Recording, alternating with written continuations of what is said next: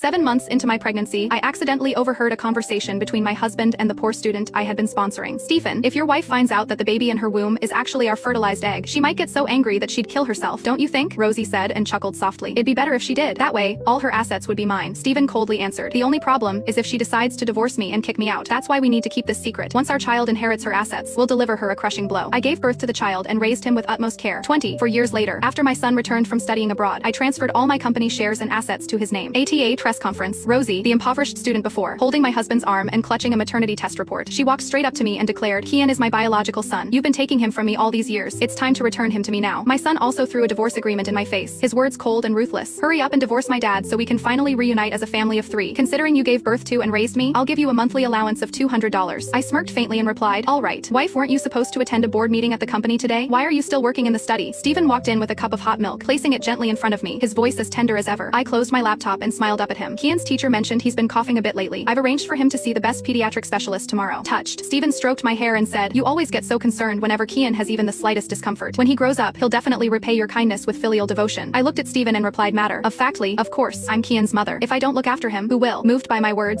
Stephen smiled warmly. You're amazing. Marrying you and raising a child with you has been the greatest blessing of my life. I met his gaze, his eyes filled with affection, and I offered him a faint smile without saying a word. Stephen and I had been together for 10 years, 3 years of dating, and 7 years of marriage. During this decade, he had always cared for me when I was sick or tired, surprised me in unexpected ways, and held me tightly during moments of passion, whispering that he would love me forever. Had I not overheard that conversation that day, I would never have believed that the man who claimed to love me so deeply could betray me like this. Aunt Rosie, you're finally here. Kian's delighted voice suddenly echoed from the living room. I immediately got up and walked out of the study, only to see Rosie stepping through the door. She effortlessly scooped my son into her arms and planted a playful kiss on his cheek. Baby Kian, did you miss me? As she spoke, her gaze fell on me, her smile freezing, her expression momentarily unnatural. Before she could say anything, Stephen quickly stepped forward to explain. Wife, there was a parent-child outdoor activity at Kian's kindergarten today. I figured you'd be busy with work, so I didn't bother you. I asked Rosie to help out instead. Rosie put down Kian and immediately chimed in nervously. Yes, Daphne, you've supported me for so many years. I've always been grateful and wanted to repay your kindness. The moment I got Stephen's call, I rushed right over, watching her flustered attempts to cover up her guilt. I couldn't help but recall the day my son was born. Rosie had also accompanied Stephen to the hospital under the pretext of visiting the baby, staying by his side as I endured labor. At that time, Rosie was incredibly excited, pacing back and forth in the hallway, wringing her hands nervously. When she saw that I had given birth to a son, she immediately rushed over, grabbing the baby and refusing to let go. Her eyes were brimming with joy, turning red with excitement. The nurse, unable to hold back a chuckle, teased her. Who are you to the child? You seem even more excited than the mother. Rosie looked embarrassed, but quickly tried to explain when she noticed I was silent. Daphne, I couldn't help myself. Kian is just too adorable, and I accidentally gave him a kiss. You're not mad, are you? I smiled slightly and responded calmly. Of course not. I'm so busy with work that I sometimes neglect my family. I'm grateful that you're willing to help take care of Kian. Hearing this, both Rosie and Stephen breathed a sigh of relief. Me son then ran up to me, his innocent eyes looking straight into mine as he asked,